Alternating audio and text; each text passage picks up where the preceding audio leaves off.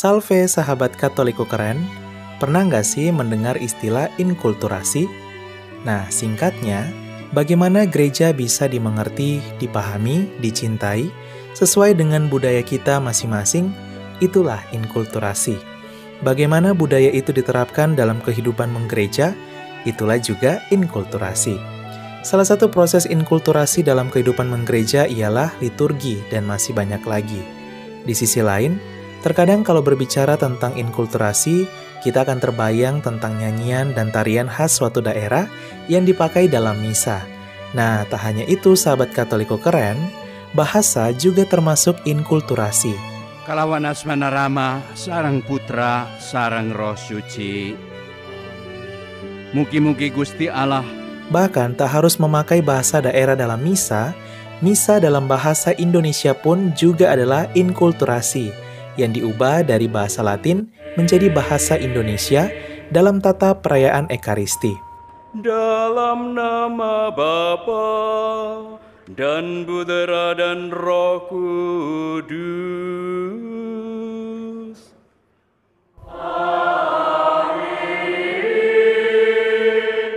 Lagu-lagu puji syukur dan mada bakti dalam bahasa Indonesia pun yang kita nyanyikan setiap misa juga sudah termasuk inkulturasi. Sahabat Katoliko keren, setelah mengetahui arti inkulturasi, timbul pertanyaan nih, sebesar apa sih peran gereja Katolik kita dalam melestarikan budaya berbagai suku, khususnya di negara Indonesia? Inilah 5 contohnya yang diambil dari beberapa suku besar di Indonesia.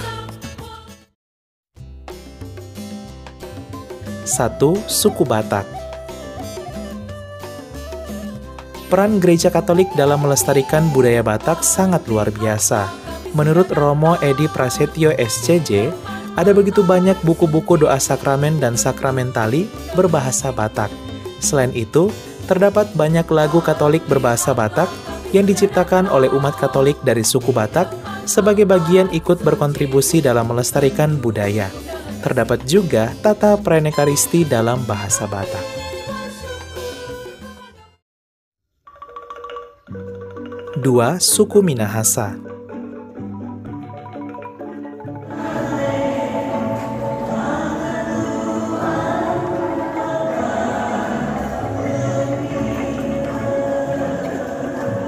Di tanah Minahasa, gereja Katolik terus berkembang hingga abad modern ini, namun tidak menghilangkan budaya yang ada. Gereja Katolik memiliki pengaruh besar dalam melestarikan budaya suku Minahasa.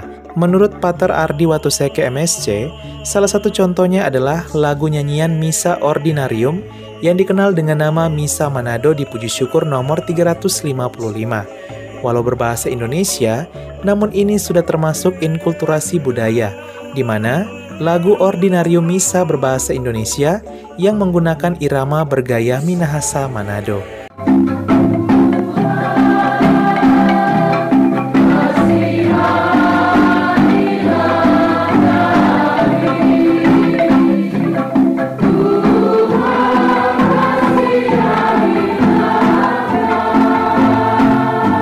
Terdapat juga pemakaian musik kolintang Minahasa di beberapa misa syukur bersamaan dengan tarian khas Minahasa saat perarakan masuk maupun persembahan di dalam misa.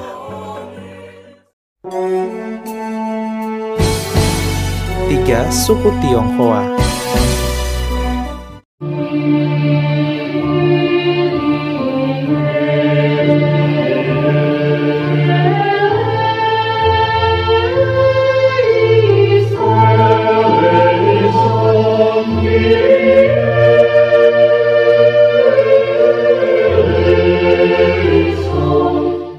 Gereja Katolik juga berpengaruh besar dalam melestarikan budaya suku Tionghoa di Indonesia.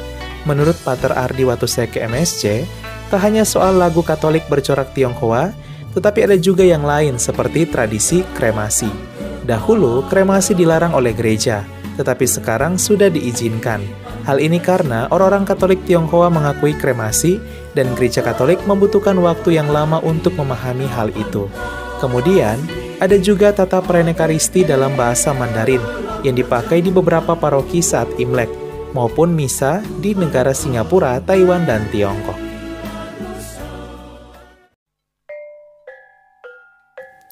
4. Suku Jawa.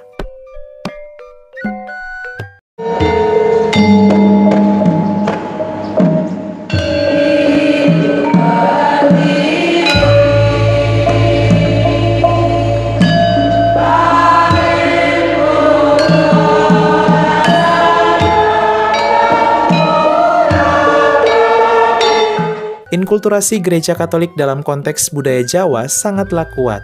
Menurut Romo Bayu Ruseno OP, hal ini dapat dirasakan dari banyaknya lagu Katolik yang bernuansa Jawa. Tak hanya itu, menurut Romo Aloysius Budi Purnomo PR, inkulturasi Gereja Katolik dalam budaya Jawa terlihat dalam dua aspek, yaitu secara liturgis dan secara pewartaan. Secara liturgis terdapat 3 poin. Poin pertama, gereja mengembangkan dan melestarikan budaya gamelan. Gamelan dipergunakan untuk iringan nyanyian ibadah dari awal sampai akhir. Dengan cara ini, anak-anak, remaja, orang muda, dan dewasa pun ikut belajar melestarikan budaya langgam musik gamelan. Poin kedua, tarian Jawa juga dipergunakan dalam liturgi untuk prosesi ritus pembuka, persembahan, dan penutup. Poin ketiga, terdapat pakaian Jawa atau busana Jawi untuk para petugas, bahkan termasuk imam juga menggunakan busana Jawi seperti blangkon, surjan, jarik dalam misa. Selanjutnya untuk secara kerikmatis atau pewartaan, inkulturasi Gereja Katolik dalam budaya Jawa terdapat juga 3 poin. Poin pertama, Injil dibuat menjadi tembang macapat dan dilantunkan untuk pewartaan dan pendalaman iman, termasuk pembacaan Injil dalam ibadat. Poin kedua, pewartaan dengan wayang wahyu, tokoh, dan kisah Alkitab disampaikan dengan dunia pewayangan. Dan poin yang ketiga, pewartaan Injil menggunakan salawatan, alat-alat terbangan seperti kendang, saron, gambus, dan gong.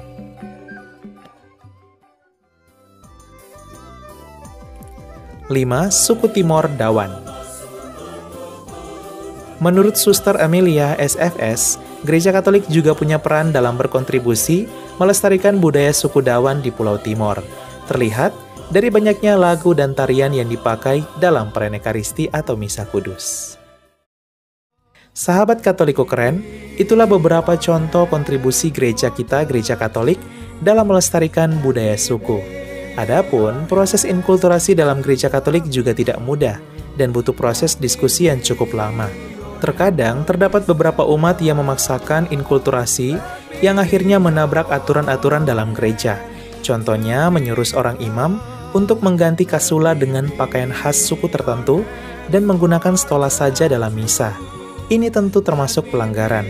Maka kita harus tahu batas-batas inkulturasi itu sendiri dan gereja juga memiliki batas-batas inkulturasinya. Gereja Katolik terus membangun diskusi agar inkulturasi budaya suku dapat berjalan dengan baik bersamaan dengan gereja. Sahabat Katoliko keren, sampai di sini dulu penjelasan kita tentang inkulturasi dan bagaimana peran gereja kita di dalamnya. Bangga ya, gereja kita, Gereja Katolik, mampu beradaptasi di segala suku, budaya, bahkan berbagai negara. Gereja yang tetap satu dan hadir untuk melestarikan budaya dan membangun sumber daya. Katoliko keren, salve!